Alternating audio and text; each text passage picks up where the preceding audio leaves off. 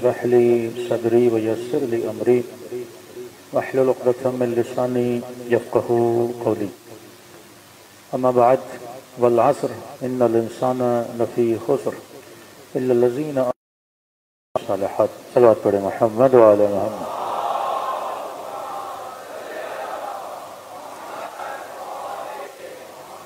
دعا ہے پروردگار عالم ہم سب کی عبادتوں کو اپنی بارگاہ میں قبول فرمائے اور جس مقصد زندگی کو لے کر فرش عزائے ابا عبداللہ برائے خدا ان مقاصد میں بھی ہم سب کو کامیابیاں کامرانیاں نصیب فرمائے. مسلسل آپ کی خدمت میں عرض کر رہے ہیں کہ اہل بیت علیہ الصلاۃ والسلام نے جس نیٹ ورک کو شیعوں کے گٹھ جوڑ کے لیے بنایا، اگر ہم آج بھی اس نیٹ ورک پہ عمل کریں تو دنیا کی کوئی بھی طاقت ہمیں شکست دے نہیں سکتے. مسئلہ یہ ہے کہ اگر لوگ نیٹ ورک کو چھوڑ دیں، یہ مت سمجھیں کہ یہ مکتب معجزاتی طور پہ آگے بڑھا، یہ تعلیمات اہل بیت کا نتیجہ تھا جس کے ذریعے سے آپ کا مکتب یہاں تک پہنچا ہے. اب امام کو خدا نے اعجاز کی طاقت دی ہے، اگر مولا کو ضرورت پڑے تو مصلی اٹھائیں، مصلی کے نیچے سے زر و جواہر بھی اٹھا سکتے ہیں، سونے سکے بھی نکال سکتے ہیں، لیکن یہ کوئی پریکٹیکل وے نہیں ہے کہ اگر امام غیبت میں چلے جاتے ہیں تو پھر مولا یہ لیڈرشپیں جو امام کے بعد وجود میں آئیں گی وہ معاشرے کو کیسے چلائیں گے؟ تو امام تو معجزہ کر سکتا ہے، لیکن مثلا ابھی ایران کو پیسوں کی ضرورت ہو تو سید علی خامنئی مسلح اٹھا نیچے سے سونا نکلے، ایسا تو نہیں ہو سکتا. یا آپ کی ملکی قیادت مسلح اٹھائے نیچے سے پیسے نکالے، ایسا نہیں ہو سکتا. تو اہل بیت نے کوئی پریکٹیکل وے دینا تھا ہمیں کہ اگر ہم غیبتوں میں چلے جائیں، اگر غیبت کبریٰ آ جائے اور تم اپنے لیے کسی صالح کو، کسی متقی کو، کسی سائن النفس کو معاشرے کی واحد لیڈرشپ کا انتخاب کرنا، پھر اس کی اطاعت کرنا، جو پچھلی مجلسوں میں بتا چکا، نماز جماعت کا کانسیپٹ یہی ہے. ولایت امیر المومنین کا اعلان ہی نماز میں ہوتا ہے، نماز جماعت میں ہوتا ہے، رکوع میں ہوتا ہے، پھر قرآن کا حکم ہے وَارْكَعُوا مَعَ الرَّاكِعِينَ، ان کے ساتھ مل جاؤ. تو ایک نماز جماعت بغیر امام کے نہیں ہوتی، ایک معاشرہ بھی بغیر امام کے چل نہیں سکتا. اب اس امام کے لیے مولا کو چاہیے کوئی سسٹم دیں. اگر شیعہ غیبت امام میں کسی کو رہبر بناتے ہیں اور مولا سسٹم نہیں دے رہے، شیعہ قوم کہے کہ جناب ہمیں پیسوں کی ضرورت ہے نظام چلانے کے لیے، تو وہ کہیں بھائی مولا تو مصلی کے نیچے سے پیسے نکالتے تھے، ہم کہاں سے لائیں؟ تبھی معصومین نے ایک پریکٹیکل سسٹم دیا. یہ نہیں ہو سکتا کہ وہ غیبت میں چلے جائیں اور ہمیں کوئی سسٹم نہ دے کر جائیں. یہ نہیں ہو سکتا کہ اتنی زحمتیں محنتیں، وہی جو ہم مسلمانوں کو بتاتے ہیں، اتنی زحمتیں محنتیں رسول کر کے جائیں، پتھر کھائیں، جناب حمزہ جیسی شخصیتیں شہید ہو جائیں، لوگوں کو جسم کو دو چاک کر دیا جائے اور آخر میں رسول کہیں کہ میں جا رہا ہوں اب تم جانو، اور یہ سسٹم جانے. پھر ثقیفہ کی لڑائیاں ہو جائیں، پھر مسلمانوں کے اندر تفرقے ہو جائیں، پھر پتہ نہ ہو کہ خلافت ہے یا ملوکیت ہے، یہ سسٹم چلے گا کیسے؟ جس کے من میں جو آئے. پھر رسول کہہ کر گئے اگر حاکم چاہے حبشی غلام بھی ہو، چاہے کالا بھی ہو، چاہے سفید بھی ہو، چاہے فاسق بھی ہو، چاہے فاجر بھی ہو، چاہے زانی بھی ہو، جیسا بھی بندہ تیرے اوپر آئے بس تو نے کیا کرنی ہے؟ اطاعت کرنی ہے. تو یہ دین تو نہ بنا، یہ تو دین کے اندر تفرقے کا باعث بنا. پھر یہ کیوں کہا الناس علی دین ملوکہم؟ پھر یہ کیوں کہا یرث الا عبادی الصالحین؟ پھر یہ کیوں کہا کہ خدا دین کو لاتا ہی اسی لیے ہے تاکہ زمین پر عدل کو قائم کیا جائے اور جور و قسط کو ہٹا دیا جائے؟ پھر کانسیپٹ آف عدالت کیا ہے کہ اگر فاسقوں کو نیچے رہنا تھا تو پھر انبیاء کو بھیجنے کی ضرورت کیا تھی؟ اگر جابروں کے نیچے ہی عوام کو رہنا تھا پھر اولیاء کو بھیجنے کی ضرورت کیا تھی؟ تو کمپلیٹلی نظریات اگر اپوزٹ دین چلے جائیں پھر معاشرہ تباہ و برباد ہو جاتا ہے. لیکن ہمارا عقیدہ یہ نہیں ہے. خدا نظام دے کر گیا جس کو ہم نظام ولایت کہتے ہیں. رسالت کے بعد ایک نظام ہے، نظام ولایت. ایک باب مدینۃ العلم دے کر گئے، ایک امام حکیم دے کر گئے تاکہ وہ معاشرے کی اصلاح کریں. یسبح للہ ما فی السماوات و ما فی الارض، اللہ کی تسبیح کرو۔ اے حبیب تمہاری ڈیوٹی ہے، یزکیہم، ان کو پاک و پاکیزہ کرو، وَيُعَلِّمُهُمُ الْكِتَابَ، ان کو کتاب کی تعلیم دو، والحکمہ، ان کو حکمت بھی سکھاؤ۔ ایک مسلمانوں کا طبقہ کہتا ہے قرآن کی تعلیم دو، علم دو، لیکن تزکیے کی ضرورت نہیں ہے۔ ماتمی آئے ماتم کرے، خطیب آئے مجلس پڑھے، لیکن تزکیے کی ضرورت نہیں ہے۔ تزکیہ صفائی ہے۔ ایک چھوٹے سے بچے کو پتا ہے، اگر باپ کہے بیٹا گلاس میں پانی بھر کر لاؤ، اگر گلاس میلا ہے، نجس ہے، یہ جائے گا پہلے گلاس کو دھوئے گا، پھر اس کے اندر پانی لے کر آئے گا۔ اور میلے گلاس میں اگر پانی لایا تو باپ پانی پیے گا بھی نہیں، اس کو ڈانٹے گا بھی۔ کہ حبیب پہلے ان کا تزکیہ کر، ان کو پاک کر، پہلے ظرف پاک ہو، اس کے بعد اس کے اندر علم ڈال۔ پہلے قلب پاک ہو، پھر اس قلب کے اندر حسین کی محبت کو ڈال۔ کوئی چل پڑے کربلا کی زیارت کو ثواب ہے۔ کربلا کی زیارت بھی اسی لیے کہ شاید جائے اس کا تزکیہ ہو جائے، مجلس حسین میں آئے شاید اس کا تزکیہ ہو جائے۔ ایک چھوٹا سا جانور، ایک مرغی گھر میں لے کر آتے ہو کہ 3 دن اس کو رکھو، دانا دو تاکہ اس کا تزکیہ ہو جائے، کہیں ایسا نہ ہو باہر جا کے اس نے نجاستیں فضلے نہ کھائے ہوں۔ اگر پنجرے میں بند ہے تو مسئلہ نہیں، لیکن اگر یہ گاؤں کی مرغی ہے، گلیوں میں گھومنے والی مرغی ہے، کہیں پہ چپکلیاں، کہیں پہ مختلف چیزیں کھائیں، کہ 3 دن اس کا تزکیہ کر۔ خدا ایسے گوشت کو بھی تمہاری شکم میں جانے نہیں دیتا جس کا تزکیہ نہ ہوا ہو۔ کہ حبیب یزکیہم، جب تزکیہ ہو گیا، جب ظرف پاک ہو گیا، جب برتن پاک ہو گیا، اب اس کے اندر وَيُعَلِّمُهُمُ الْكِتَابَ، اب انہیں کتاب کی تعلیم دے۔ لیکن کیا تزکیہ اور تعلیم کافی ہے؟ فرمایا نہیں، والحکمہ، انہیں حکیم بھی بنا، امت زاہد بنی، امت متقی بنی، امت پوری رات کھڑے ہو کے نمازیں پڑھتی رہی، لیکن خالی حکمت۔ خوارج سے بڑا کوئی زاہد نہیں، صبح سے شام نمازیں نمازیں نمازیں۔ اسی کوفے میں قراء سبا میں سے قاری بیٹھا ہوا تھا جس کی قرأت سارے مسلمان پڑھتے ہیں، مولا حسین کی مدد کے لیے کربلا نہیں گیا۔ علم بھی آ گیا، تزکیہ بھی آ گیا۔ مطلب ایک ایسا مسلمان جو کوئی کہے گناہ کرتا تھا، کہا نہیں ہم نے گناہ کرتے ہوئے نہیں دیکھا، فاسق تھا کہا نہیں، شرابی تھا کہا نہیں، نمازی کہاں، لیکن حکمت نہیں ہے اس بندے میں کہ تیری نمازیں کس کام کی اگر تو حسین کی مدد کے لیے نہیں جا رہا، تیرے روزے کس کام کے اگر ابا عبداللہ حسین کی مدد کے لیے نہیں جا رہا۔ تبھی بڑی کوشش کی گئی اس خطے میں 2 فکروں کو پروان چڑھائے، ایک صوفیزم کی فکر، ایک کیونکہ ان کو مسئلہ ذکر سے نہیں ہے، فکر سے، آئیڈیالوجی سے۔ صوفی خانقاہیں بناتے ہیں، اللہ کا نام لے کے رقص کرتے رہتے ہیں، دھمالے ڈالتے رہتے ہیں، بڑے اچھے لوگ ہوتے ہیں، گناہ نہیں کرتے، اچھی اچھی باتیں کریں گے، معرفت خدا کا باتیں کریں گے، اللہ کے وجود کی باتیں کریں گے، جن کو ذکری بھی بولا جاتا ہے، بھائی ذکر قلبی کیسے کیا جاتا ہے، ہو کیسے کیا جاتا ہے، یہ پھوکے ہی مارتے رہتے ہیں پورا دن، لیکن دماغ خالی، صاحب حکمت نہیں۔ ایسے ہی بریلویوں کا ایک طبقہ ہے، صبح سے شام یا رسول اللہ صلی اللہ علیہ یا رسول اللہ، کبھی انگوٹھوں کو چومنا، کبھی یا رسول اللہ کہنا، سلواتوں پہ سلواتے بھیجے جا رہے ہیں، لیکن مجال ہے کبھی فلسطین کے لیے کوئی بات کرے، مجال ہے کسی فلسطین تو دور کی بات ہے، مجال ہے پاکستان میں ہونے والے ظلم پہ کوئی بات کرے۔ کہ یہ خانقاہی سوچ کہ سیدہ کے گھر کو جلایا جا رہا ہے، خانقاہی سوچوں والے اپنے گھر میں بیٹھے ہیں، اونٹ پہ سوار ہو کے ایک ایک انصار کے دروازے پہ جاتی ہیں۔ تم نے سنا نہیں تھا وہ معاشرہ جسے عاشق علی ہونا چاہیے تھا وہ دشمن علی بن گیا، 180 ڈگری اگینسٹ،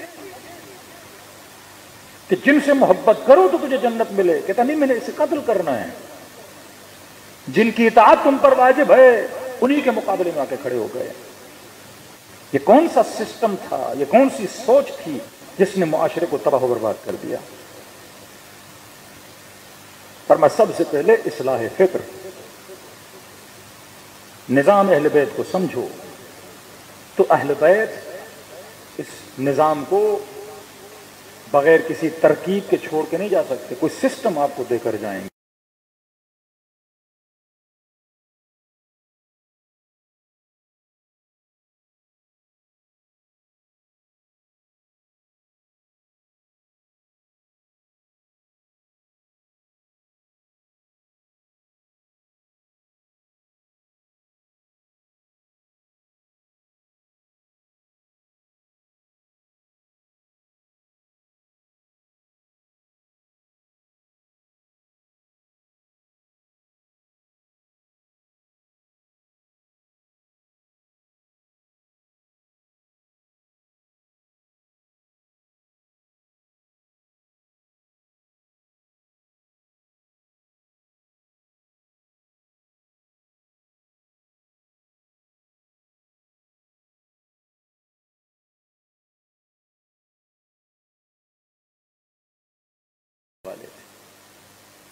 وہ زیدی کیوں کہ امام زمانہ کے ظہور سے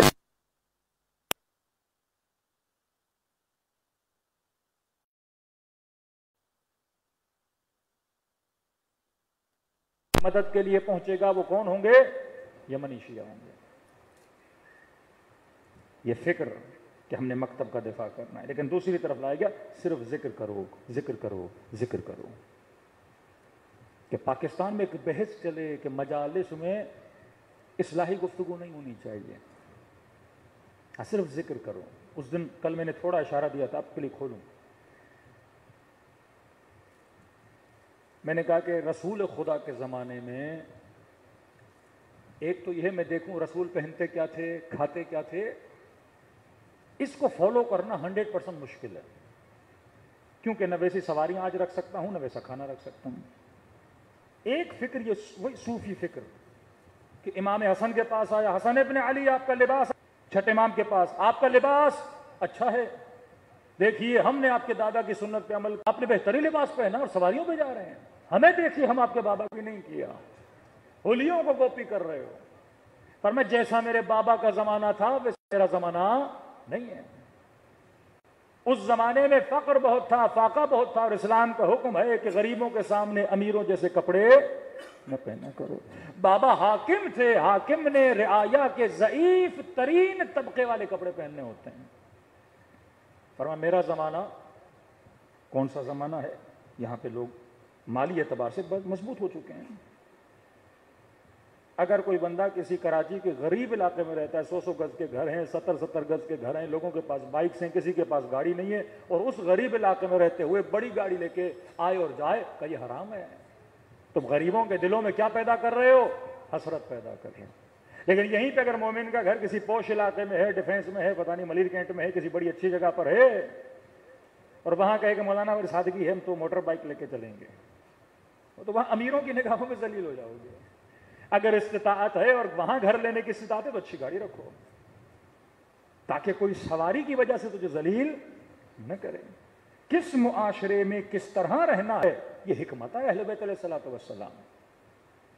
تو رسول کیا پہنتے تھے میں نے کاپی نہیں کرنا، رسول نے اصول بتایا کہ لباس وہ پہنو جس میں حیا ہو، اب وہ چاہے میرا پاکستانی لباس ہو لیکن حیا ہونا چاہیے۔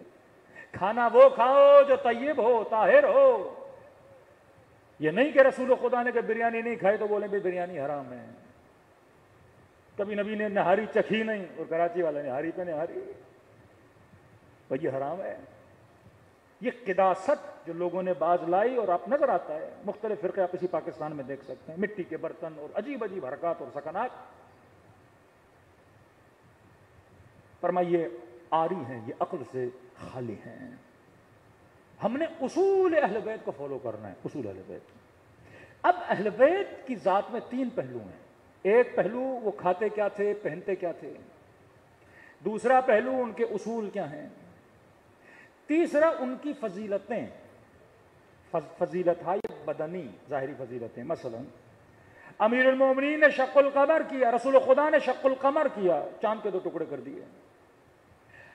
میں پریکٹیکلی ان جیسی سواریاں، ان جیسے گھر، ان جیسے کھانوں پہ 100% نہیں چل سکتا، میں نے اصول کو فالو کرنا ہے۔ ایک جو اہل بیت علیہ الصلوۃ والسلام نے معجزات دکھائے وہ ان کی ذات کی فضیلت تھی، میں اس چیز کو کاپی نہیں کر سکتا، میں چاند کے 2 ٹکڑے نہیں کر سکتا، میں مسلح کے نیچے سے پیسے نہیں نکال سکتا، میں سمندر پہ چل نہیں سکتا، میں کنکر اپنے ہاتھ میں لوں اور وہ یا اللہ کہے، یہ میرے بس کی بات نہیں ہے، اللہ یہ کہ کوئی صاحب کرامت بن جائے۔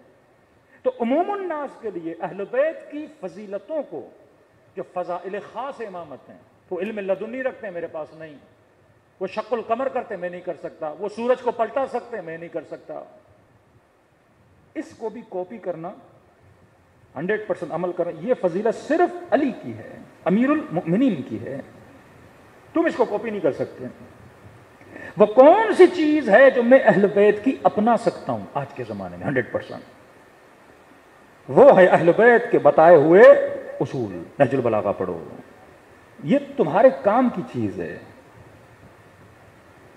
وہ ہے جناب زینب کے احکامات جو بتائے خواتین کو، یہ تمہارے کام کی چیز ہے۔ مولا فرماتے پوری دنیا علی کی مخالف بھی بن جائے، علی پہ فرق نہیں پڑے گا، اور پوری دنیا علی کے فضائل بھی پڑھے، جو فضیلت ہے وہ خدا نے دی ہے۔ مثل الامام مثل الکعبہ، امام کی مثال کعبے کی طرح ہے۔ کہ کیا مطلب؟ کہ کعبہ لوگوں کے پاس نہیں جاتا، دنیا کعبے کے پاس جاتی ہے۔ اگر تو کعبے کے پاس جائے گا تو حاجی بنے گا، اگر تو علی کے پاس جائے گا تو سلمان بھی بنے گا، ابو ذر بھی بنے گا، اور بھی بنے گا۔ یا علی، آپ نے ان کے دروازوں پر آنا ہے۔ اب آتے ہیں شیعہ معاشرے میں، 2-3 طرح کے شیعہ۔ ایک وہ جو امیر المؤمنین کی ذات کو مانتا ہے، پیدائشی شیعہ ہے، نسلی شیعہ ہے، باپ شیعہ دادا شیعہ، یونیورسٹی گیا، غلط دوستوں میں پڑ گیا، تھوڑا لبرل بن گیا۔ ہاں، کئی ایسے سادات میں نے دیکھے ہیں، نہ شکل سے لگتا ہے سید ہیں، نہ پہناوے سے لگتا ہے سید ہیں۔ بھائی آپ اس طرح کے مولا کو مانتے ہیں، جان قربان میں، لیکن سیکولر ہیں ہم تو مولانا، زیادہ مذہبی نہیں ہیں۔ ایک یہ شیعہ۔ دوسرا وہ شیعہ جو امیر المومنین کو بھی مانتا ہے اور امیر المومنین کی باتوں کو بھی مانتا ہے، مطلب اس نے ذکر علی بھی لیا ہے، فکر علی بھی لیا ہے۔ یہ خاتون سیدہ کو مانتی ہے، حجاب بھی کرتی ہے۔ یہ جوان امیر المومنین کو مانتا ہے، نماز کو مانتا ہے، مولا کو مانتا ہے، شراب بھی نہیں پیتا۔ دوسرا یہ شیعہ۔ تیسرا بیچ والا، کبھی ادھر کبھی ادھر، سال میں 4 نمازیں بھی پڑھ لیتا ہے، 8-10 نعرے بھی مار لیتا ہے، کوئی مسئلہ نہیں ہے۔ اب 3 طبقے مجلسوں میں آتے ہیں، دیندار طبقہ شیعہ، سیکولر طبقہ شیعہ، مکس والا طبقہ۔ اب کیونکہ انسان کے اندر ہے حب ذات کی بڑی محبت ہے۔ مثال کے طور پہ اکثر میں اوائڈ کرتا ہوں داڑھی پہ پڑھوں، اس کا ایک ریزن ہے۔ اب کوئی کہتے ہیں مولانا داڑھی پہ تو پڑھ دیں، اب مجمع میں 4 کی ہے 6 کی نہیں ہے، تو جب داڑھی پہ پڑھا جن کی ہے وہ ٹیڑھی آنکھیں کر کے ان کو دیکھتے ہیں کہ مولانا تیرے لیے پڑھ رہے ہیں، وہ بیچاروں کا منہ اتر جاتا ہے۔ آج تو ساری مجلس ہمارے اوپر ہو گئی، دوپٹہ بڑے کانفیڈنس میں، مولانا تو وہی آج حجاب پہ پڑھ رہے ہیں، اور جن کا نہیں ہے وہ ساری ان کو دیکھتی ہیں، اشارے کر کے تمہارے لیے پڑھی جا رہی ہے مجلس۔ اب حب ذات ہے نا، اب ایک دن داڑھی پہ پڑا، اس کی نہیں آئے گا، دوسرے دن تیسرے دن کہے گا بھائی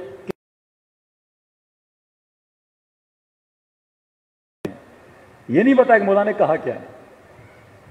کیونکہ یہ سیکولر ہے یا لبرل ہے، جو بھی ہے، اگر دین پہ عمل نہیں کرتا، لیکن امیر المومنین کی محبت تو ہے، بچپن سے عزاداری، گریا، ماتم یہ تو کرتا ہے، محبت ہے۔ اب یہ کون سا طبقہ ہے؟ سیاستدانوں کا طبقہ۔ یہ کون سا طبقہ ہے؟ گویوں کا طبقہ، بعض ٹک ٹوکر کا طبقہ، کئی ایسے لوگ ہیں جس طبقے میں آتے ہیں۔ الا ماشاء اللہ بے دین ہے، بے دینی کی انتہا پر ہے، لیکن محرم میں ماتم کرے گا، نوحہ پڑے گا، گریا کرے گا۔ اب مجلسیں بھی چند قسموں کی ہیں۔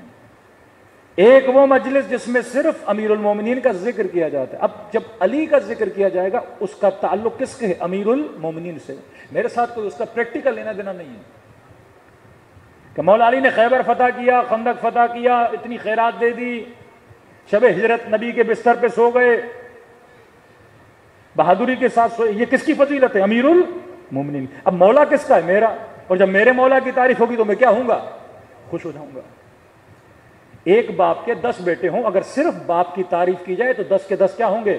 خوش ہوں گے. 2 نمازی ہوں گے، 2 اچھے ہوں گے، 2 نافرمان ہوں گے، کچھ بھی ہو، لیکن تعریف تو باپ کی ہو رہی ہے نا.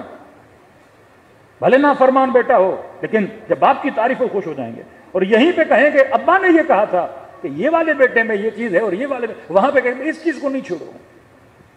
ابا کیا تھے یہ بتاؤ، کیا کہا تھا یہ ہمیں نہیں بتاؤ.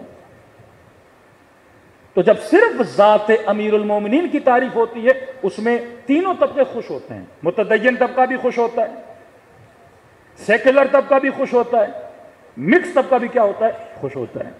لیکن جب اصلاحی بات آ جاتی ہے کہ امیر المومنین کی ذات کا بھی ذکر ہو، پھر علی کی بات کا بھی ذکر ہو، 2 طبقے بھاگ جاتے ہیں. وہ آج تو ساری مجلس ہمارے اوپر آنے والی ہے. ایک راشی جب آ کے امیر المومنین کی مجلس میں بیٹھے گا اور بتائیں گے امیر المومنین اتنے سخت تھے کہ اپنے بھائی کے ہاتھ پہ گرم لوہا لگ دیا، 2 دیے تھے، ایک کو بجھا دیا. سختی امیر المومنین. آپ کیا سمجھتے ہیں کہ کوفے والے علی سے پیار نہیں کرتے تھے؟ اگر پیار نہ کرتے تو امیر المومنین کو بالجبر کہ خلیفہ بنیے، خلیفہ بنیے، خلیفہ بنیے، اور بنانے کے بعد پھر ہی جنگ جمل کھڑی کر دی ان لوگوں نے. اعتراض کس بات پر تھا؟ علی ہم تجھے مانتے ہیں، افصح الرجال فی العرب، اشجع الرجال فی العرب، تم سے زیادہ شجاع نہیں، تم سے زیادہ مدبر نہیں، تم سے زیادہ حکیم نہیں، لیکن علی تیری عدالت ہم سے برداشت نہیں ہوتی. امام نے کہا حاکم تو بنا رہے ہو لیکن میں رسول کی سنتوں پہ چلاؤں گا. حاکم تو بنا رہے ہو لیکن فرمایا تم سے علی کی عدالت برداشت نہیں ہوگی. یہی طلحہ اور زبیر امیر المومنین کے پاس آئے، کہنے لگے علی کیا مطلب؟ امام نے فرمایا پچھلی حکومتوں میں جس نے جو غبن کیا ہے، بیت المال کا پیسہ جس نے کھایا ہے، پورا حساب و کتاب لوں گا اور تم لوگوں سے وہ پیسہ واپس لوں گا.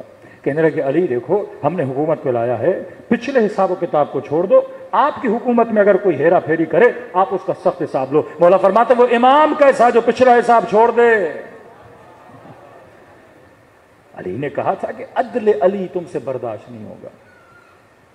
آج ہم کہتے تو ہیں امام آئیے، امام آئیے. ایک عالم کی سخت تقریر برداشت نہیں ہوتی، امام زمانہ کی عدالت کیسے برداشت کرو گی؟ پورا نظام اور نظام ہے، اس نظام میں اپنے ذات کی محبت کو نکال کر اہل بیت کی محبت کو لانا ہے. اب یہ 3 طبقوں نے اپنی اصلاح نہیں کرے گا. ایک ہے لجباز، لجوج، ضدی، پتا بھی ہے میرے اندر عیب ہے پر عیب کو نکالنے کے لیے تیار نہیں ہے. وہ اس راہ ابا عبداللہ پہ چل نہیں سکتا. چانسز ہیں چلے، لیکن اگر ضد کرے گا، اس کی مثال کس طرح ہے؟ شیطان کی طرح ہے. میں نے کئی سال پہلے مجالس میں ایک جملہ کہا تھا، ایک ہے ذکر حسین، ایک ہے فکر ابا عبداللہ الحسین. ذکر سارے مسلمان کرتے ہیں، لا الہ الا اللہ سارے مسلمان پڑھتے ہیں. آپ کی قومی اسمبلی میں قرآن کی آیتیں پڑھی جاتی ہیں اور اس کی چھت پہ اللہ کے نام لکھے ہوتے ہیں اور بہت بڑا لا الہ الا اللہ محمد رسول اللہ. آپ کے ہر پرچم کے نیچے نظم، اتحاد، ایمان اور تینوں چیزیں نہیں ہیں. نعرے لگانے سے کیا ہوتا ہے؟ دنیا کا آسان ترین کام ہے نعرہ لگانا، آسان ترین کام ہے نام رکھنا، مشکل ترین کام ہے صفت کو پیدا کرنا. تو وہ چاہتے ہیں آپ ذکر کرتے رہو. ذکر سے کوئی خطرہ نہیں ہے، فکر سے خطرہ ہے. ہر وہ بندہ جو نماز پڑھتا ہے اللہ نے واجب کیا اس کے اوپر ذکر سورہ حمد پڑھے. آئیے کربلا میں شمر بھی نماز پڑھ رہا ہے، اللہ اکبر، سورہ حمد. لا صلاۃ الا بفاتحۃ الکتاب، نماز نہیں اگر اس میں سورہ حمد نہیں. ہاں بھائی شمر نماز پڑھتے ہو؟ کہ پڑھتا ہوں. سورہ حمد کا پڑھی. ایک خیمہ ہے جس میں ہر بیٹھا ہے، اور نماز پڑھتے ہیں آپ؟ کہاں. سورہ حمد پڑھی؟ کہاں. شمر کیا پڑھا حمد میں؟ کہ ایک دعا مانگی، اہدنا الصراط المستقیم، اے خدا مجھے سیدھے راستے پہ چلا. اور آپ کا میں نے بھی دعا مانگی، اہدنا الصراط المستقیم، خدا مجھے سیدھے راستے پہ چلا. اب پروردگارا 2 بندے دعا مانگ رہے نماز میں، یہ بھی شمر بھی کہہ رہا ہے مجھے سیدھے راستے پہ چلا، اور بھی کہہ رہا ہے مجھے سیدھے راستے پہ چلا. پروردگارا ایک دعا کرنے کے بعد قاتل بنا، دوسرا دعا کرنے کے بعد ناصر بنا. یہ ماجرا کیا ہے؟ دعا تو دونوں نے کی تو اللہ کی آواز آئے گی. ہاں ذکر دونوں کر رہے تھے, فرق یہ ہے کہ شمر صرف ذکر کر رہا تھا اور ذکر بھی کر رہا تھا, ساتھ میں فکر بھی کر رہا تھا. ہاں کامیابی تب ملتی ہے. فکر ابا عبداللہ, دا آئیڈیالوجی آف امام حسین. آج جنگ افکار ہے. یہ نیٹ ورک فکر کو بیدار کرتا ہے. یہ نیٹ ورک لوگوں کو ایک دوسرے کے ساتھ جوڑتا ہے. کیوں اجتماعی عبادات کی مکتب میں اہمیت ہے؟ نماز جمعہ, عبادت حج, فریضہ حج, عید کی نماز, کربلا امام حسین کی زیارت, مجالس میں جمع ہونا. کیونکہ جب جمع ہوتے ہو, ایک مولا کا قول ہے, مولا فرماتے اگر ایک بکرا بھی اکیلا سفر کرے گا نا تو بھیڑیوں کا شکار بن جائے گا, لیکن جب مل کے چلتے ہیں تو یہ کئی دشمنوں کے خطرات سے کیا ہو جاتے ہیں, بچ جاتے ہیں. آج مسلمان کیوں ذلتوں کے اندر ہے؟ کیونکہ ٹوٹ پھوٹ کا شکار ہے. آج ہم بدبختیوں میں اس لیے جاتے ہیں کیونکہ ہمارے اندر کیا ہیں, تفرقہ بازیاں ہیں. ذکر سے خالی کچھ بھی نہیں ہوتا, فکر سے ہوتا ہے. بعض لوگوں کو شاید میرا جملہ برا لگے, آپ کتنا بھی چیخ چیخ کے مرد آباد مرد آباد امریکہ کہو, ہاں سارے مسلمان مسجدوں میں خدا امریکہ کو تباہ کر, امریکہ کو برباد کر, ہاں یہ سارے تعویذ والے جمع کر دو. بولو بھائی اتنے اثر ہیں آپ کے تعویذ میں, 8-10 تعویذ ٹرمپ پہ بھی لگا دو, فلج ہو جائے بدبخت. کسی ایک کا تعویذ اثر نہیں کرتا ٹرمپ پہ. بڑے مستجاب و دعویٰ, بھائی کھڑے ہو جاؤ, دعا کرو امریکہ تباہ ہو جائے. ہم مسلمانوں کا بس یہی کام رہا کہ مسجدوں میں, جمعوں میں, خطبوں میں تباہ کر دے امریکہ کو خدایا. کر کر کے تھک گئے, ایک دعا ان کی نہیں لگتی. دعا کے ساتھ دوا ہو, ہاں دعا کے ساتھ دوا ہو. خمینی نے یہ بھی کہا کہ مرد آباد امریکہ, اور پھر اس کو مرد آباد کرنے کے لیے 4 میزائل بھی تو بنائے. صرف دعا کرنے سے کیا ہوتا ہے؟ مولا علی کی جب تلوار ٹوٹ گئی تو خدا ذوالفقار بھی تو بھیج رہا ہے نا.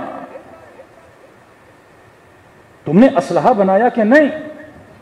دفاع کیا کہ نہیں؟ اور کتنی ٹیکنیک سے, دیکھو یہ حکمت ہے کسی لیڈر کی. اور کیونکہ اس نیٹ ورک کے اندر تربیت پائی خمینی صاحب کے نیٹ ورک میں کہ کس طرح وقت کے دشمن کا مقابلہ کرنا ہے.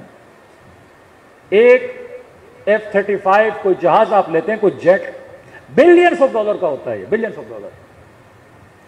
ایک تو جہاز لینا مہنگا, کوئی دیتا نہیں. دوسرا جہاز رکھا ہے تو اس کے لیے, تیسرا اس کے لیے پائلٹ چاہیے. چوتھا جب یہ جہاز اٹیک کرنے جاتا ہے اتنا ٹینشن ہوتا ہے کہ کہیں جہاز کو ہٹ نہ کر دیں, بیزتی. پائلٹ کو پکڑ نہ لیں, پھر چائے پلا کے واپس بھی کرنا پڑتا ہے. بڑا مسئلہ ہے. تیسرا جہاز اڑے, پیچھے سے اٹیک. چوتھا دشمن اٹیک کرے, جہاز لے کر کہاں جاؤ گے؟ نے انڈیا کا ایک جہاز گرایا, رافیل جو بھی ہے, پوری دنیا میں گونج تھی اس کی, پوری دنیا میں. اس کمپنی کے سارے شیئرز گر گئے. تو بھائی چائنا کی یعنی دنیا میں بحث چلی, China technology again western technology. آج یہ ہے نا کس کا اسلحہ زیادہ طاقتور ہے. تو یہ تدبیر کہ بھائی جہاز نہیں ہے. لیکن ایران نے اگر 100 میزائل پھینکے, 100 میں سے 95 گر گئے لیکن 5 لگے, تو گونج ان 5 کی ہوتی ہے. 95 گرے اس کی کوئی پرواہ نہیں ہوتی. جہاز بھیجے پر اگر ایران ایک بھی گرا دیتا ہے تو گونج اس ایک کی ہوتی ہے, کیونکہ جہاز مہنگا ہے, پائلٹ کو آپ پکڑ لیتے ہو. یہ آئیڈیالوجی کہ میں نے میزائل پہ کام کیا. آج تک کا ایٹم بم ہم بنائیں گے نہیں, کیونکہ ایٹم بم کا استعمال اور اس کے استعمال کے چانسز بہت پرسنٹیج وائز کم ہے. جنگ جب ہوتی ہے تو آپ انہی جہازوں سے, انہی میزائلوں سے لڑتے ہو. تو آسان ترین چیز میزائل. اور اگر اسرائیل میزائل کو گرا بھی رہا ہے تو ہر میزائل پہ $65,000 کا کیا ہے خرچہ آتا ہے, شاید مور دین دیٹ ہوگا. یہ تدبیر ہے کہ صرف ذکر نہیں, ساتھ میں فکر بھی ہو. امام حسین اگر کربلا جا رہے ہیں, کوئی فکر لے کر جا رہے ہیں. وہ فکر تھی کہ میری شہادت کے بعد ایک پورا کلچر کریٹ ہوگا ازا امام حسین کا، جس کو بعد میں آنے والے معصوموں نے کیا کیا؟ پروموٹ کیا. پورا پبلسٹی اور مارکیٹنگ کا سیٹ اپ ہے یہ. علم کا لگانا، جلوس کا نکلنا، نوحہ خوانی، سلام، مرثیہ، ایک پورا کلچر بن چکا ہے. لیکن یہ کلچر چل تو رہا ہے پر اہداف امام حسین کو پورا کر رہا ہے کہ نہیں؟ ہدف پورا ہونا چاہیے. اب مجھے پتا تو ہو کہ یہ اتنا بڑا پلازا جس بندے نے کھڑا کیا ہے اس کا مقصد کیا تھا؟ اتنا بڑا کارخانہ اگر کسی نے بنایا ہے تو بنانے کا مقصد کیا تھا؟ ایک بندہ ایک کارخانہ بنانا چاہے، کروڑوں روپے اس کارخانے پہ لگا دے، اس کا مقصد یہ تھا اس کارخانے سے کوئی پروڈکٹ نکلے. اب جب یہ کارخانہ بن رہا تھا مختلف لوگ اس کارخانے سے فائدہ لے رہے تھے. مزدور جو ڈیلی دہاڑی پہ آ رہا تھا فائدہ لے رہا ہے، چوکیدار فائدہ لے رہا ہے، الیکٹریسٹی والے فائدہ لے رہے ہیں، سیمنٹ کی کمپنی فائدہ لے رہی ہے، اینٹیں بیچنے والے فائدہ لے رہے ہیں. اب چلتے چلتے کارخانہ 70% چلا، آدھے میں بجٹ کم ہو گیا، کارخانہ آگے نہ بڑھ سکا، بند ہو گیا. اب جو کارخانہ بنانا چاہتا تھا اس نے اپنا ہدف پورا نہیں کیا، وہ بیچارہ اپنے ہدف میں پیچھے رہ گیا. لیکن جو اس کے اندر انوالو تھے وہ سارے فائدہ لے گئے، ان کا اب ہدف پورا ہوا. مزدور کا ہدف پورا ہوا، چوکیدار کا ہدف پورا ہوا. کراچی کی اسٹیل مل لے لیں، مقصد یہ تھا اسٹیل مل اسٹیل بنائے، اسٹیل ہے ہی نہیں، ہاں، لیکن سارے بیٹھے کھا رہے ہیں، اس کے گھروں سے فائدہ لے رہے ہیں، چوکیدار فائدہ لے رہے ہیں، ابھی تک تنخواہ لے رہے ہیں. ان کا ہدف پورا ہو رہا ہے، اسٹیل مل کا ہدف پورا نہیں ہوا. امام حسین کے کارخانے سے ہر بندہ فائدہ تو لے رہا ہے، وہ مولوی ہو، وہ ذاکر ہو، وہ نوح خان ہو، ہر بندہ فائدہ لے رہا ہے. ہر بندہ سسٹم سے فائدہ لے رہا ہے. قافلے والے اپنا فائدہ لے رہے ہیں، نوح خان اپنا فائدہ لے رہے ہیں، مجز خطیب اپنا فائدہ لے رہے ہیں، ذاکر اپنا فائدہ لے رہے ہیں. ہر بندہ اس سسٹم سے کچھ نہ کچھ لے کے جا رہا ہے. کوئی اینٹ لگا رہا ہے، کوئی، ان کو تو تنخواہ مل رہی ہے نا. ہدف امام حسین پورا ہو رہا ہے کہ نہیں؟ مقصد حسین پورا ہو رہا ہے کہ نہیں؟ کہ اس کارخانے میں کام کرنے والے کے دل میں اگر دل سوزی ہو، درد ہو کہ اتنی محنت، اتنا پیسہ لگا، میں کم از کم مالک کا فائدہ بھی تو کروں، میرا تو ہو ہی رہا ہے. لیکن امام حسین کا تو، امام حسین کے ہدف کو تو سمجھوں کیا تھا، مقصد کو تو سمجھوں. لیکن نہیں، ہر بندہ صرف فائدے کے پیچھے اور امام حسین کو بھول جائے کہ ہدف حسین تھا انما خرجت لاصلاح، انما خرجت لطلب الاصلاح فی امت جدی. میں اس لیے نکلا تاکہ اپنے جد کی امت میں کیا پیدا کروں؟ اصلاح پیدا کروں. قد امیتت، جن کے اندر دین مر چکا ہے، دین زبان کی چٹخاری بن چکا ہے، سنتیں مر چکی ہیں. اب امام اس بگڑے ہوئے معاشرے کی فکر کی اصلاح کرنے کے لیے باہر نکلے. صلوات پڑھے محمد و آل محمد.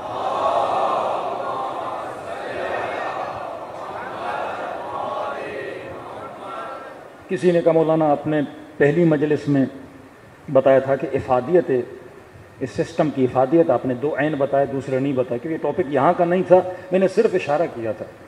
باقی جنہوں نے سننا ہے وہ شریکت الحسین اپنا صاحب الزمان کی مجلس ہیں یا سولجر بازار مکب امام حسین کی مجلس ہیں، اس میں یہ سارے، میں صرف نام لے رہا ہوں تاکہ آپ کو پتہ چلے. یہ سسٹم ہماری 10 چیزیں مضبوط کرتا ہے. ایک، مجلس ابا عبداللہ عقل کو مضبوط کرتی ہے، اس پہ تفصیل ہے، 10-15 منٹ کی گفتگو ہو سکتی ہے.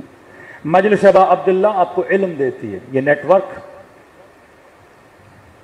جو بھی امام حسین کی مجلس میں آئے گا اس کی عقل مضبوط ہونی چاہیے. المؤمن کیس، مومن ہوشیار ہوتا ہے، مومن تیز ہوتا ہے، وقت کے فتنوں کو سمجھتا ہے.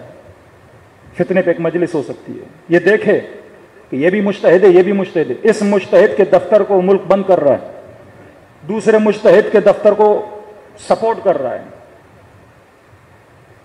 ایک مرجع کو پروموٹ کیا جاتا ہے، دوسرے مرجع کو روکا جاتا ہے. امریکہ کی ہم سے دوستی ہے، یو کے کی ہم سے کیا دوستی ہے، لیکن نہیں، آپ دیکھیں گے مراجع کے درمیان بھی ایک کو وہ اتنا پروموٹ کرتے ہیں اس کے چینلز کو، دوسرے کا چینل بند کر دیں. تو سمجھ رہے ہیں دشمن کس کا ساتھ دے رہا ہے؟ تو وہ دیکھ رہے ہیں اس کی فکر ہماری فکر سے ملتی ہے، اس کی فکر ہماری فکر سے نہیں ملتی. آغا زگزگی جلوس نکالتے ہیں بیٹوں سمیت، ان پہ فائرنگ کی جاتی ہے، آنکھ ان کی ضائع کر دی جاتی ہے۔ کیوں اس کا جلوس ان کو کیوں نہیں پسند؟ کیونکہ یہ آئیڈیالوجی آف امام حسین کو لے کر چل رہا ہے۔ تو مجلس امام حسین نوجوان کو عقل مند بناتی ہے، مجلس امام حسین آپ کو علم دیتی ہے، یہاں پہ آپ کو تاریخ کا پتہ چلتا ہے، قاتل اور مقتول کا پتہ چلتا ہے۔ مجلس امام حسین تیسرا عین عقیدے کو مضبوط کرتی ہے، نوجوانوں کے جب عقیدے بگڑ جاتے ہیں اس فرش عزا پہ آئیں گے، عقائد کو مضبوط کریں۔ مجلس امام حسین آپ کو باعمل بناتی ہے۔ کئی لوگ شرابی تھے، امام حسین کی مجلس میں شراب چھوڑ دیا، عورتیں حجاب نہیں کرتی تھیں، سیدہ زینب کی وجہ سے حجاب کرنا شروع کر دیا۔ یہ ممبر تھا جس نے لوگوں کو با حجاب بنایا، یہ ممبر تھا جس نے عقائد کو صحیح کیا۔ پانچواں عین عین عرفان، مجلس امام حسین آپ کو بصیر بناتی ہے، آپ کے دل میں اہل بیت کی معرفت کو پیدا کرتی ہے۔ چھٹا عین عین عزت، مجلس ابا عبداللہ آپ کو با عزت بناتی ہے، آپ کو سکھاتی ہے زندگی وقار کے ساتھ گزارنا، کبھی بھی سیلف ریسپیکٹ پہ نو کمپرومائز ہے، کہ ذلت کی زندگی سے عزت کی موت بہتر ہے۔ یہ سارے مسلمان ملکوں نے ذلت کو اپنے سینے سے لگایا، صرف ایک اہل بیت کے چاہنے والے، وہ ایران تھا، وہ یمن تھا، وہ عراق کے شیعہ تھے، جنہوں نے کہا کہ مرتے ہیں تو مر جائیں لیکن ہم ظالم کے سامنے سر نہیں جھکائیں۔ کتنی بدماشی سے کہیں کہ آپ یہ بند کر دو، آپ کارخانے بند کر دو، آپ وہ کر دو، اپنا پورا دفاعی سسٹم ختم کر دو۔ کا سپر پاور ہے تو خدا ہے، اللہ کے علاوہ ہم کسی کو نہیں مانتے۔ ساتویں چیز عدو شناسی، کربلا ہمیں بتاتی ہے دشمن شناس بنو، یزید کو سنو، یزید کو پہچانو، فکر یزید کو بھی پہچانو کہ دشمن تمہارے سسٹم کو تباہ و برباد کرنے کے لیے حربے کون سے اپناتا ہے؟ تفرقہ، زیغ۔ یوسف کے بھائی جب گئے نا اتنے سالوں کے بعد بھائی سے ملنے کے لیے، حضرت یوسف فرماتے ہیں کہ تمہارے اور ہمارے درمیان شیطان نے تفرقہ، وہ اس تفرقے نے ہماری پوری فیملی کو اتنے سال عزادار کو عزادار سے لڑاتا ہے۔ ساتواں عدو، کربلا ہمارے ایموشنز کو صحیح کرتی ہے کہ ہمارے جذبات برباد نہ کیا کر، اپنے ایموشنز کو، اپنی انرجیز کو غلط جگہ پہ نہ لگایا کر، صحیح جگہ پہ، صحیح راہی میں پیغام بھی دے۔ کیوں خدا نے اس مداح و شاعر اہل بیت کو اتنی عزت دی؟ آج بھی دنیا یاد کرتی ہے، روتی ہے۔ ذکر امام زمانہ کر رہے ہیں، بتا رہے ہیں منہ کیسے دکھاؤ گے؟ جو غیبتیں کرتے ہیں وہ کیسے منہ دکھائیں گے؟ وہیں پہ پیغام خمس بھی دے رہے ہیں۔ آج کتنے شاعر ہیں جن کے اندر اتنی بصارت ہو، آج کتنے نوح خان ہیں جن کے اندر یہ چہرے جو شیعوں کے اندر تفریق کا باعث ہیں۔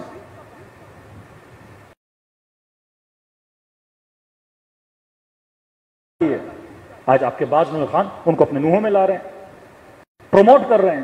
بھائی نوحہ امام حسین کے پیغام کو پروموٹ کرنے کے لیے ادب، ستیزی، دشمن شناسی، ایموشنز، عواطف، نوع عین عین عبرت، کربلا عبرت کے لیے ہے۔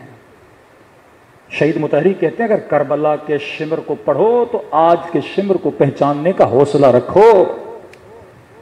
یزید پہ لعنت بھیج رہے ہو لیکن پہچانو تو صحیح وہ صفات جو اس یزید کے اندر تھیں آج والوں کے اندر ہیں، اس کو پہچانو۔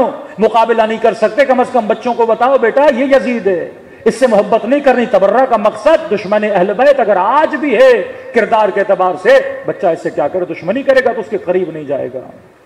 یہ نہیں کہ ایئرپورٹ پہ دیکھ لیا کسی وقت یزید کو، کہے کہ سیلفی نکالنی، آپ بھی بڑے مشہور ہیں، ایک فوٹو آپ کے ساتھ بھی ہو جائے۔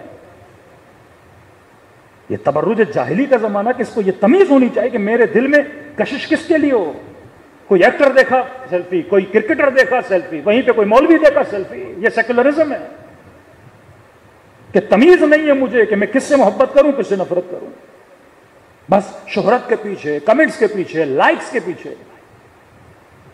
ایسے ہی لوگ کربلا جاتے ہیں، ایک سیلفی، پھر یورپ جاتے ہیں کسی بیچ پہ کھڑے ہو جاتے ہیں، وہاں بھی سیلفی۔ اب سمجھ نہیں آتی ہے بندہ کربلا والا ہے یا یزید کے بیچ والا ہے۔ تمیز، تمہاری سلیکشن عقل کی بنیاد پہ ہونی چاہیے۔ اپنی عزت کو برقرار رکھو۔ نوع عین عین عبرت، اگر عبرت نہیں لوگے، اللہ کہتا ہے تم میں اور گدھے میں کوئی فرق نہیں، قیامت کے دن قردۃ خاسئین، جانور بنا کے اٹھاؤں گا، کیونکہ انسان بنایا تو صاحب عقل بنو۔ 10واں عین، عین عدالت۔ اہل بیت، قرآن، دین اس لیے آیا تاکہ تمہارے بیچ میں کیا ہو جائے؟ عدالت نافذ ہو جائے۔ کربلا عدم عدالت کا نام تھا، معاشرے میں عدالت ختم ہو گئی، معاشرہ قاتل محمد اور آل محمد بنا۔ کل اگر وقت ملا تو امیر المومنین کے نہج البلاغہ کے 4 نصیحتیں مالک اشتر کو، ایک سماج، ایک معاشرہ، ایک نیٹ ورک بنانا چاہتے اس میں 4 چیزیں ہونی چاہیے، اگر یہ 4 چیزیں نہیں تمہارا نیٹ ورک کبھی کامیاب نہیں ہو سکتا۔ صلوات پڑھے محمد و آل۔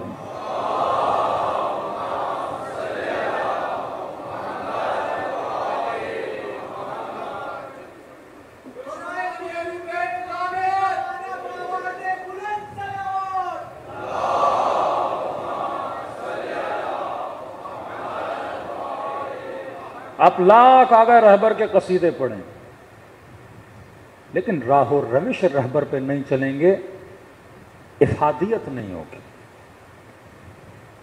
آج ایران کامیاب ہے واحد رہبریت کی وجہ سے۔ جس دن ایران میں رہبریت خدا نخواستہ ادھر ادھر ہوئی، آپ ایران کا حال دیکھیے گا، وہ داخلی جنگیں وہاں پہ ہوں گی کہ آپ کے تصور سے باہر ہے۔ ایک دوسرے کا گوشت نوچنے والی قوم بن جائے گی۔ یا آج آپ دیکھ رہے ہیں معاشرہ سدھرا ہوا ہے واحد لیڈرشپ کی وجہ۔ ایک لیڈرشپ نعمت ہے، نعمت، اور جب تک آپ اپنے نظام میں واحد لیڈرشپ نہیں لاؤ گے کامیاب نہیں رہو گے۔ کربلا لیڈرشپ کا نام ہے۔ مولا میدان جنگ میں جاؤں؟ نہیں عباس، خاموش۔ مولا میں نے خط کھینچی ہے، عباس مٹا دو۔ جی میرے مولا۔ ایک بی بی نہیں ملتی کربلا میں مولا پہ اعتراض کرے۔ سمعن وطاعتن وسلموا تسلیما، اطاعت معصوم، اطاعت امام۔ آئیے دلوں کو کربلا لے کر چلیں، دعا کریں کہ پروردگار عالم ہمارے معاشرے کو، ہمارے سماج کو ایسا بنائے جیسا اہل بیت ہمیں دیکھنا چاہتے ہیں۔ ہم سب کو توفیق دے کہ اہل بیت کے بتائے ہوئے نیٹ ورک پہ چلیں تاکہ قوم اور قوم کے مسائل حل طلب ہوں۔ فرمایا اگر مچھر کے پر کے برابر بھی آنکھوں کی پلکیں گیلی ہو جائیں، خلوص ہو، تو اس آنسو میں اتنی طاقت ہے وہ تیرے سارے گناہوں کو معاف کروا سکتا ہے۔ مجلسیں ہیں ہی اسی لیے تاکہ حر بنو اور اپنے گناہوں کی معافی مانگو۔ بہترین نام نام حسین ہے۔ سارے معصومین افضل ہیں، سب کا ذکر عبادت ہے، لیکن ایک خصوصیت ہے ذکر ابا عبداللہ میں۔ کسی معصوم کے نام پہ اتنا گریہ نہیں ہوتا جتنا حسین کے نام پہ ہوتا ہے۔ کسی بھی معصوم کا نام اتنا جلد دلوں کو میلٹ نہیں کرتا جتنا امام حسین کا نام کرتا ہے۔ مطلب ہو سکتا ہے صدیوں کا سفر حسین دنوں میں کراتے ہیں، دنوں میں۔ یہ وہ حرارت ہے کہ وعدہ ہے خدا اس حرارت کو کبھی بجھنے نہیں دے گا۔ خلوص دل سے اپنے آقا کو سلام کریں اور دعا کریں کہ خدا ہم سب کو عاقبت بخیری نصیب کرے۔ السلام علی الحسین وعلی علی ابن الحسین وعلی اولاد الحسین وعلی اصحاب بلند آواز سے السلام علی وعلی علی ابن وعلی اولاد وعلی اصحاب حسین کی صدا بلند السلام علی وعلی علی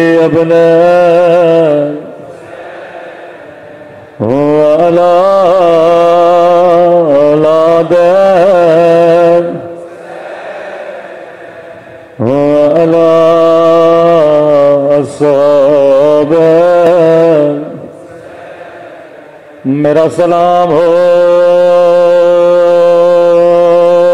اس درد بھرے منظر پہ جب دائیں طرف کی پسلیاں بائیں طرف چلے گئے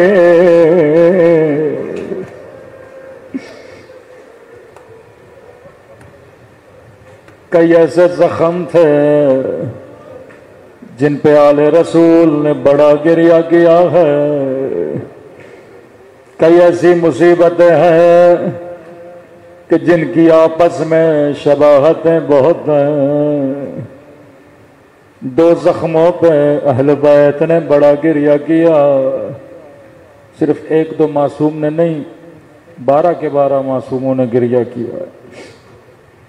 سنیں گے وہ کون سے زخم ہیں؟ ایک رخساروں پہ لگے تماچے، ہر معصوم نے گریہ کیا۔ امام حسن کسی ذاکر کے خواب میں آئے، فرمایا ذاکر تو میرے شیعوں کو میرے اصلی مصائب کیوں نہیں سناتا؟ کہنے لگا مولا میں سارے مصائب سناتا ہوں، مولا میں سناتا ہوں حسن وہ واحد امام ہے جسے 2 مرتبہ کفن پہنایا گیا، سفید کفن میں جنازہ باہر گیا، لیکن جب گھر واپس آیا تو بہن کی فریاد بلند ہوئی، حسن میں نے تو سفید کفن پہنایا تھا، تیرے کفن کو خون سے رنگے کس نے کیا؟ فرمایا ہاں یہ میرے مصائب ہیں لیکن میرے اصلی مصائب نہیں ہیں۔ مولا میں آپ کے شیعوں کو بتاتا ہوں، حسن کو حسن کی بیوی نے زہر دیا، جگر کے ٹکڑے باہر آئے۔ فرمایا ذاکر یہ میرے مصائب ہیں پر میرے اصلی مصائب نہیں ہیں۔ کہ مولا خود بتا یہ اصلی مصائب کیا ہیں؟ فرمایا میرے اصلی مصائب مدینے کی گلی میں تھے، ایک بند گلی، ذاکر حسین چھوٹا تھا میں بڑا تھا، میرے سامنے کسی نے میری اماں کو تماچا مارا،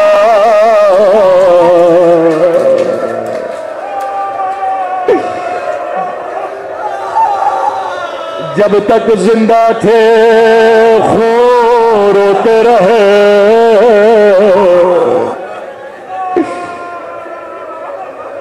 اس تماچے پہ اہل بیت نے بڑا گریہ کیا۔ اب شباہت دیکھو، ایک تماچا مدینے میں لگا، حسن ابن علی زار و قطار رو رہے ہیں، ایک تماچا کربلا میں لگا، امام زمانہ فرماتے ہیں میرا سلام ہو ان ننھے سے رخساروں پہ او جن کا رنگ تماچوں نے بدل دیا۔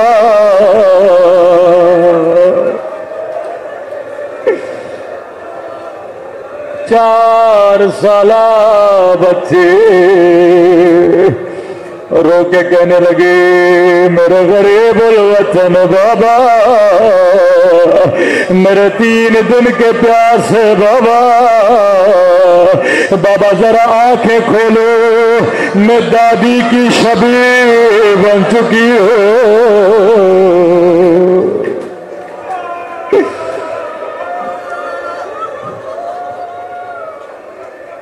شبیہ زہرا سکینہ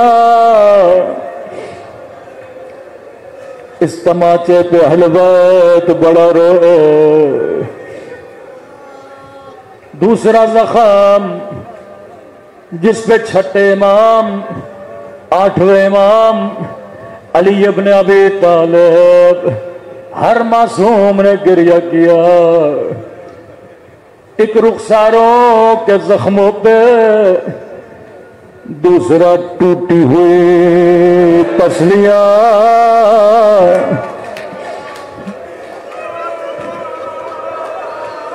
ایک ظاہر مشہد گیا امام رضا کو بار بار واسطہ دینے لگا. خواب میں مولا فرمایا عائشیو چھوٹی چھوٹی باتوں کے لیے ہمیں پسلیوں کا واسطہ نہ دیا کرو. ہم برداشت نہیں کرتے.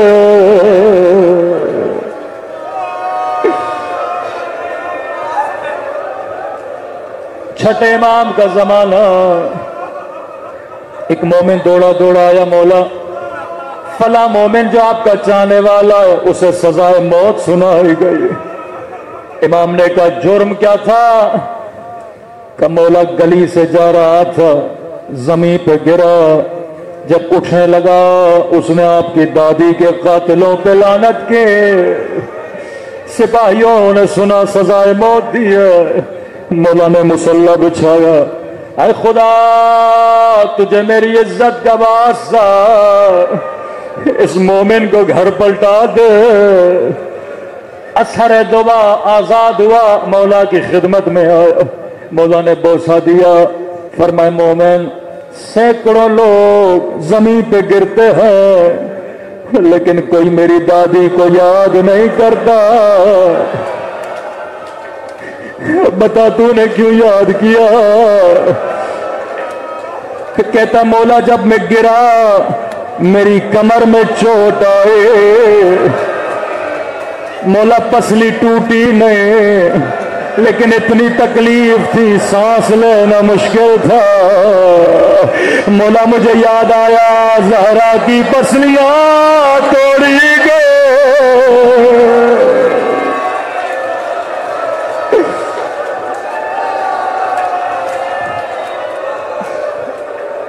چہرے پہ تماچا شبی سکینہ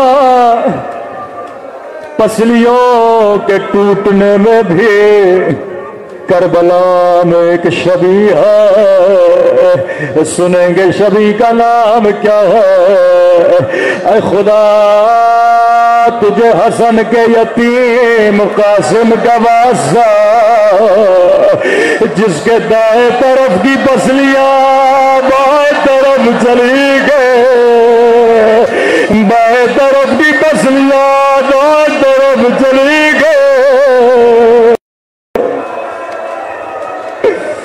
قاسم شبی ہے زہرا ہے. شاید کوئی جوان کے مولانا اسی دن آپ نے مجلس میں پڑھا امام حسین کی پسلیاں بھی ٹوٹی تھی. لئی ابن سعد کے پاس ابن سعد جب میں نے حسین کے بدن پہ گھوڑے دوڑائے میں نے اپنے کانوں سے پسلیاں ٹوٹنے کی آواز سنی. ہاں حسین مظلوم ہے. ہاں مولا کی پسلیاں توڑے گئے لیکن شبی زہرا نہیں ہے کیونکہ مولا شہید ہو گئے. بعد میں پسلیاں توڑی گئے. زہرا زندہ تھے قاسم زندہ تھا. دائیں طرف کی پسلیاں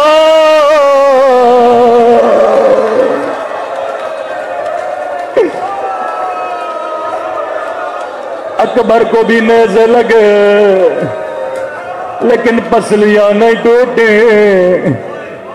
قاسم 13.5 برس کا جوان ایسے کوئی زرا لے کر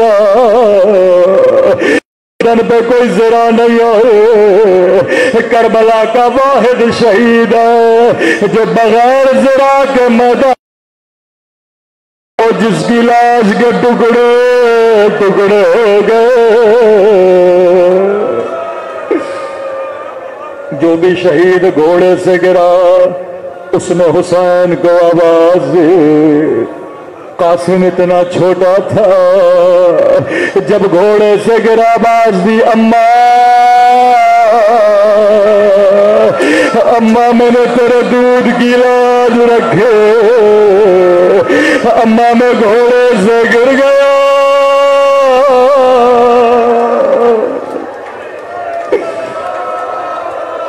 حسین دوڑے دوڑے میدان کربلا میں پہنچے۔ میرے استاد پڑھا کرتے تھے، کہیں حسین کو قاسم کا لاشا نظر نہیں آیا کہ قاسم امام ہو کر آواز دیتا ہوں مجھے لبیک کہو۔ دائیں طرف سے آواز آئی جی میرے مولا، بائیں طرف سے آواز آئی جی میرے مولا۔ گھوڑے سے اترے، اپنی ابا کا دامن بچھایا، کٹی ہوئی انگلیاں اٹھائے، کٹے ہوئے گوشت کے ٹکڑے اٹھائے، نجف کی طرح منہ کیا۔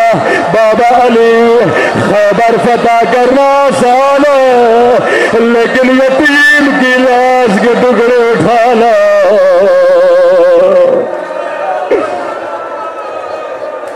بڑا مشکل ہے۔